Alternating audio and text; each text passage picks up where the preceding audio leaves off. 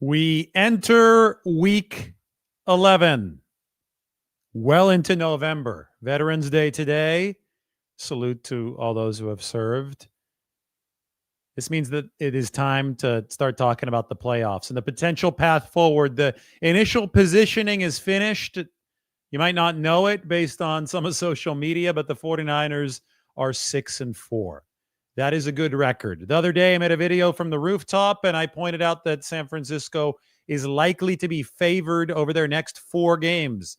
If they hold serve as favorites, the 49ers will be 10-4, entering a December 22nd matchup with the Indianapolis Colts. I'm here to share the playoff path for the 49ers because this is what's actually realistic. This is where they're at right now. You can look at the NFL's playoff positioning website. We're going to be taking a look at this every single week from this point on. As you can see, the 49ers currently, if the season ended today, are on the outside looking in at the 8th spot. You've got to be at the 7th spot to make the NFC or even the AFC playoffs, but obviously the 49ers are on the NFC side. They've got a game coming up against the Arizona Cardinals on Sunday. It is the Cardinals, then it's the Carolina Panthers, and as you can see, the Panthers are at the 9th spot at 5-5. Then it's the Cleveland Browns, then it's a bye week, and then it's the Tennessee Titans, who are one of the worst teams, maybe the worst team in all of football. You could see Tennessee down here. They're close to being eliminated. I think it's only going to be a few more weeks before that happens for the Tennessee Titans. Anyway, the next 4 games for the 49ers are eminently winnable on paper. San Francisco is getting healthier offensively. Ricky Pearsall should be back out at practice tomorrow. Brock Purdy might be back starting for the 49ers at quarterback this week. We'll see how that progresses against Jacoby Brissett and the Arizona Cardinals. But in the big picture, I will say that I believe that San Francisco needs to get to 11 wins to be safely on the inside of that playoff picture. Even if the chances that they win a Super Bowl are not high, attaining a playoff berth would be massive for many reasons. A, it's never Super Bowl or bust. This is professional sports in a salary-capped league. The goal is entertain us or bust. And the 49ers, if they make the playoffs, I think they will have entertained a lot of people. They also will have set the table for 2026 with at least a playoff game of experience for the young players. Remember, this is the first of a 3-year competitive window. 49ers only in season 1 of that opportunity. So you're trying to build for 2026. But if you can make the tournament in 2025, you've got a chance to be the hot team entering the tournament. You have a chance to spoil some dreams. And, don't tell this to Eli Manning and the New York Giants or the Baltimore Ravens of 2012. I know the 49ers don't want to hear about that team. But that was a team that ranked a lot worse than the 49ers as far as efficiency goes and actually won the whole thing, won the Super Bowl with Joe Flacco. If you make it to the tournament, you have a chance, period. That's just how the NFL has been set up. And there's even more parity now than back in 2012. So I think everything needs to be framed about how do the 49ers make that tournament. I think 11 wins is the key, and they're 6-4 right now, and they are going to be favored in 5 of their final 7 games. That's fairly simple math, right? If you're favored in 5 games and you convert those into wins, 5 + 6 = 11 wins for the 49ers. They actually have the inside track, I think, to get to 11 wins. Now, that's not to say it's going to be easy. The first game is going to come against the Arizona Cardinals. We can see relative team strength or relative opponent strength for San Francisco moving forward. I have, again, included my arrows because I think anything that the 49ers do is dependent on the offense taking them up about a tier, maybe a tier and a half of performance. And that means Brock Purdy, Ricky Pearsall returning, maybe even Brandon Ayuk. This is the George Kittle theory, which he might have borrowed from our YouTube channel since we've been talking about it for quite some time. But if, first with the 49ers' own business, if the defense continues sliding, then even with offensive improvement, the best case scenario is they end up where the Cowboys are at, and that is good offense, bad defense, and that's probably not going to be good enough to, maybe not even good enough to get you to the playoffs because you're probably going to slip at some point. But if they can stabilize the defense, if they can find the trajectory of the orange arrow here, the 49ers will bump up a tier as a team. They can get up into this tier, and that's the same tier as the Philadelphia Eagles, the Buccaneers, the Chargers, the Broncos, the Houston Texans, the Seattle Seahawks, the New England Patriots, the Packers, the Bills, who just dropped the game to the Dolphins. That helps illustrate the point well.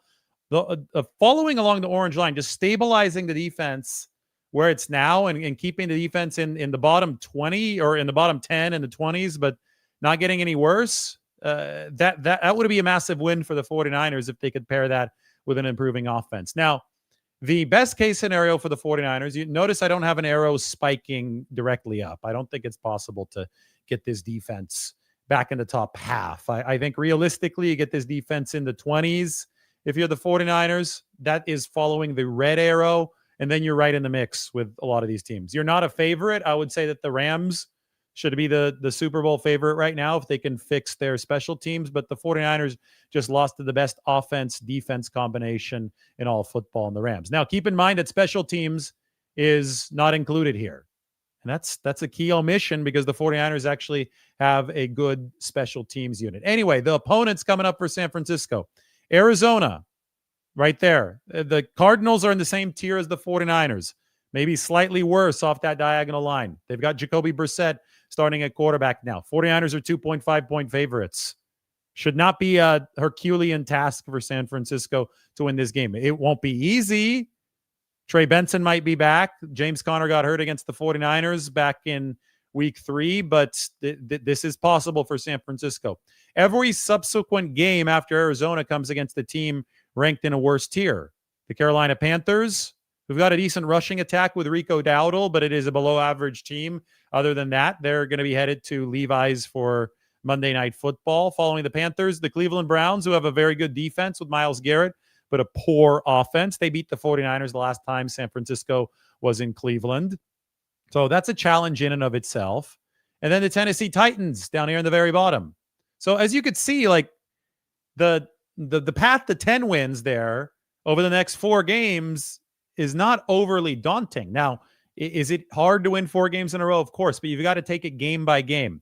One thing that I would say is that the 49ers, that they saw a formula that I think they can come close to replicating at the very least against the Atlanta Falcons. That's the last time they played decent defense, and they did it without Fred Warner and without Nick Bosa. They did have Mykel Williams, though, and that helped stop the Atlanta running game. If Mykel is not available for the rest of the year, we know he's a torn ACL, so he's not.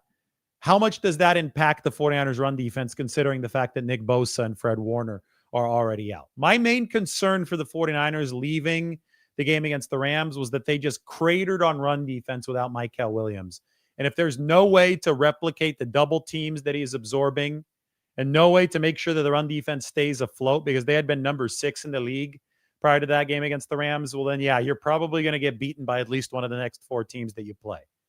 If you can show stability on run defense, though, in this post-Mykel Williams era, whether it be through Cleveland Farrell stepping up, any other number of combinations that the 49ers run out there, Keon White helping San Francisco set an edge, however you do it. If you can keep the run defense decently stable, maybe Alfred Collins is the big part of that too, and he missed this past game against the Rams, well, then I think that you could reasonably expect the defense to stay on at least the orange track. That means stay even, and then you can allow your offense to raise your profile and move you to the right. And then I think you could win these next 4 games because you're playing the offenses that the 49ers play. The first offense they play is the Cardinals. They're ranked number 21. The second offense they play are the Carolina Panthers. They're ranked number 26. The Browns, so the third offense they're playing, they're ranked number 30. And then they play the Tennessee Titans. They're dead last at number 32. It shouldn't be that tall of a task to ask the 49ers defense to hold a bunch of offenses who are ranked number 21 or worse, all the way down to dead last, hold them to 24 points.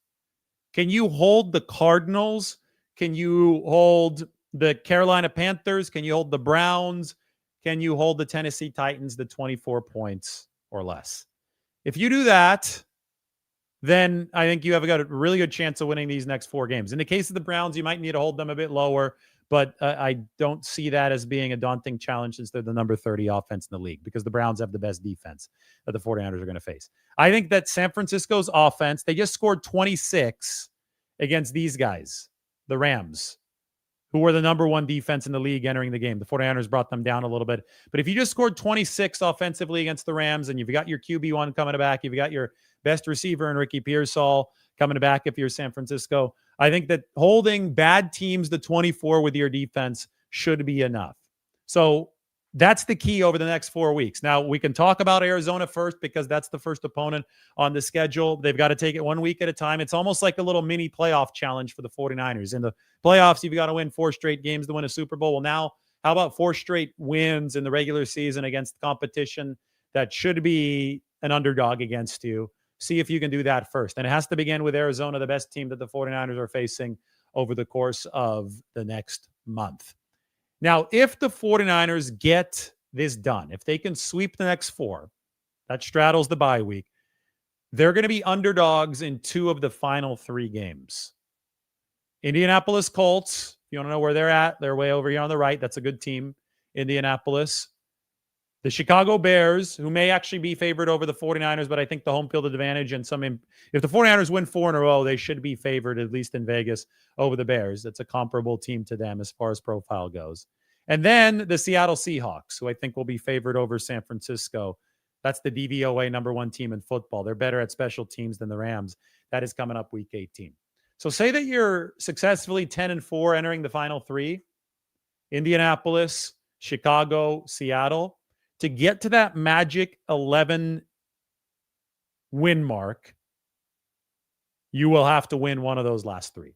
You'll have to hold serve against the team that you're favored against, and that is probably the Chicago Bears.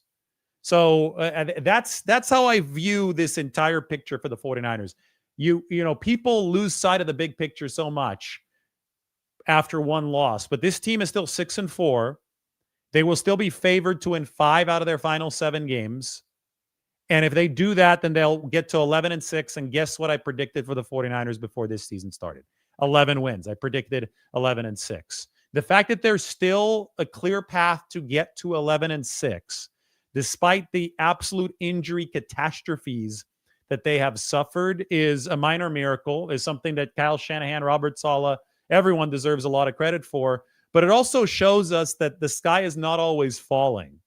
Like, you could still play this through to great entertainment and a fighting chance in the postseason with what the 49ers have in the building right now. We got a comment right here. Somebody says, being favored means nothing. It means a lot. It means that you're better on paper than the team that you're playing. The 49ers were underdogs against the Rams, and they got their asses kicked by the Rams. So the Rams were favored. It definitely meant something. Like, they know what they're doing in Vegas, so that's a good measurement of relative team strength. I don't care if you don't like team point spreads or whatever. If you don't like who's favored or who's an underdog, just use this instead. Use the team tier chart instead. It's simply a measurement to show us who's likely to win a game because of who might be stronger and who might be a weaker team. The 49ers just got done playing a team in the very upper right, and they got their asses handed to them.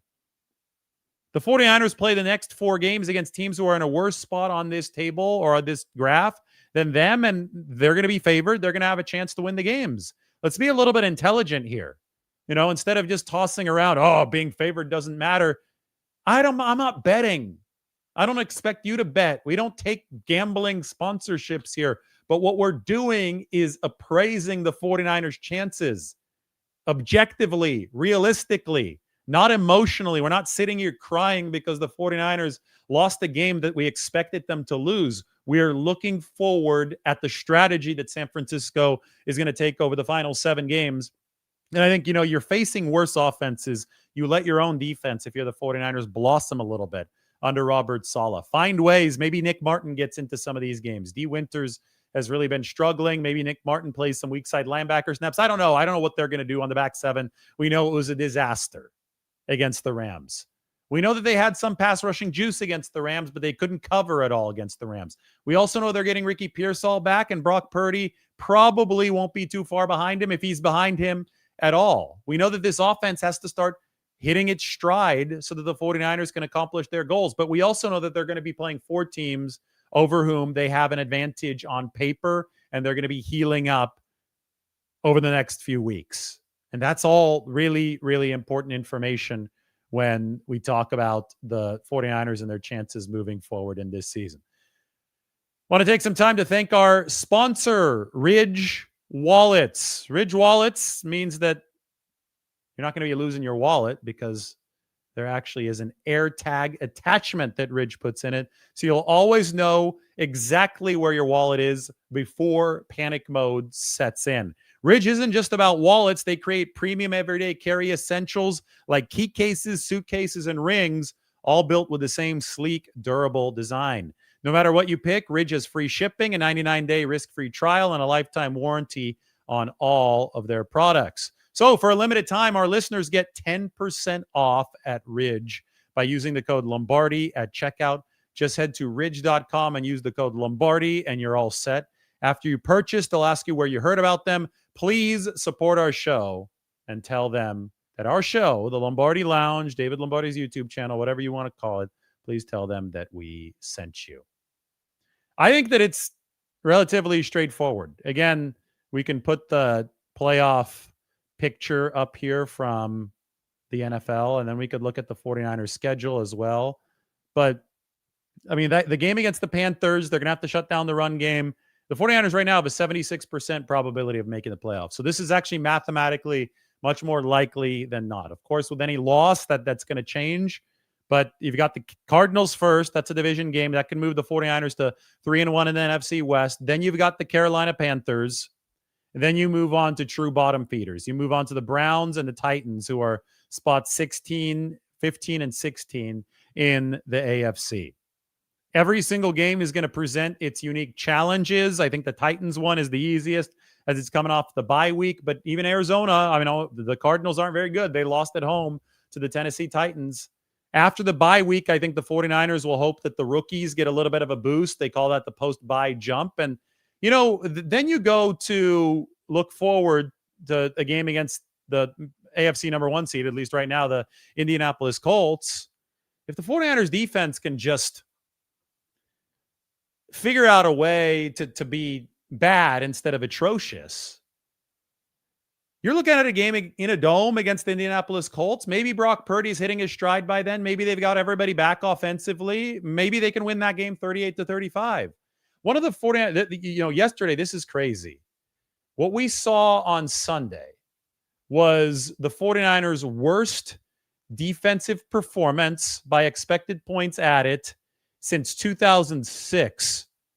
That was a really, really dark time. They against the San Diego Chargers, they lost 48-19 in 2006.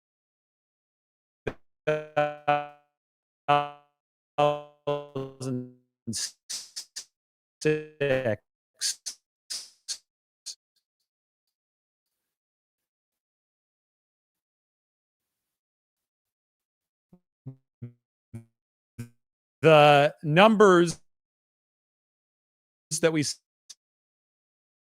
saw, negative 30.8